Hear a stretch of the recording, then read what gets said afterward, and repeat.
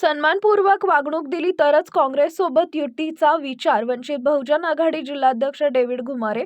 रस्ते, पाणी व बेरोजगारीच्या मुद्द्यावर महापालिका निवडणूक, वंचितला निवडून देण्याचं डेव्हिड घुमारे यांचे आवाहन.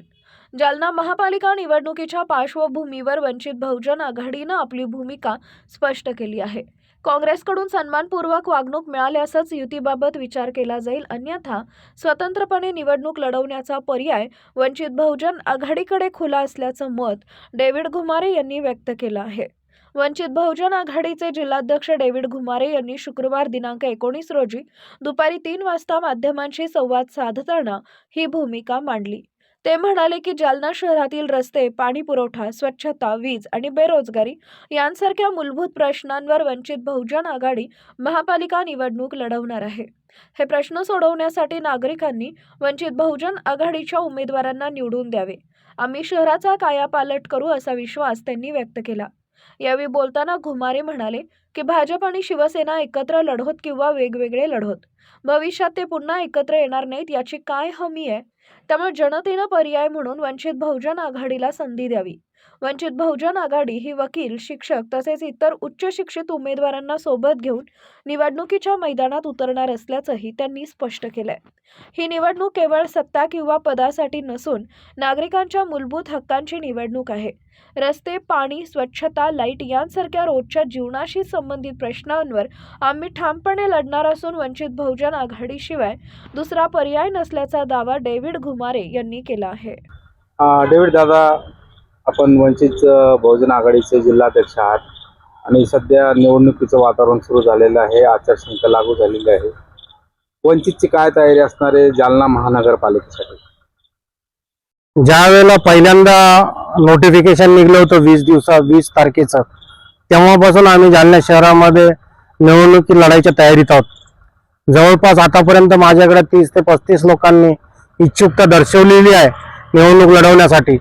आणि विशेष करून उद्या 20 तारखेला माझी मधुबन या ठिकाणी इच्छुकांची आणि आमच्या ज्येष्ठ नेत्यांची बैठक त्या ठिकाणी होऊ घातलेली आहे. जालना शहरातल्या अनेक प्रश्नांवर आम्ही त्या ठिकाणी निवडणूक लढणार आहोत. विशेष करून कचरा, पाणी, रस्ते आणि विशेष करून बेरोजगारी आणि महानगरपालिकेमध्ये एक विशेष फंड असतो ज्याच्यासाठी अर्थसहाय्य आपण देतो. या सगळ्या गोष्टीला घेऊन आपण मोठ्या प्रमाणामध्ये या शहरामध्ये निवडणूक लढणार आहोत. आदरणीय नेते बाळासाहेब आंबेडकरांच्या नेतृत्वाखाली वंचित बहुजन आघाडी या ठिकाणी मोठ्या प्रमाणामध्ये इथली निवडणूक लढणार आहे. अशी चर्चा आहे की आपली काँग्रेस बरोबर युती होण्याची शक्यता आहे.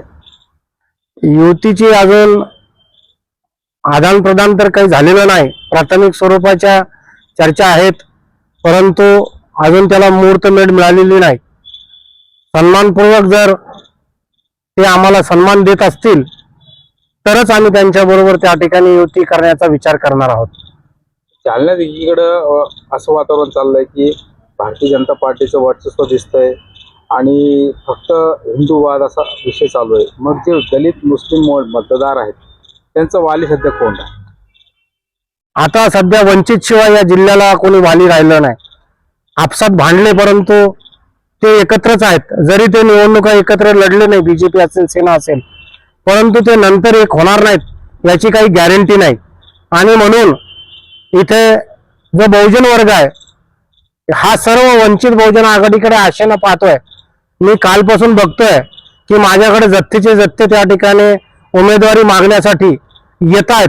आणि मी कॅलिबर पाहून, म्हणजे विशेष करून वकील्स, डॉक्टर्स, शिक्षित जे आहेत अशा लोकांना आम्ही त्या ठिकाणी पुढे करून या शहराची निवडणूक त्या ठिकाणी लढणार आहोत. जालना शहरातील जनतेला तुम्ही काय आवाहन करणार वंचित करून? वंचितच्या माध्यमातून मी जनतेला एवढंच आवाहन करणार आहे की ही निवडणूक 5 वर्षात एकदा येते. ही निवडणूक आपल्या घराची संबंधित आहे, आपल्या लाईट बिलाशी संबंधित आहे, आपल्या घराच्या बिलाशी संबंधित आहे, आपल्या पाण्याशी संबंधित आहे.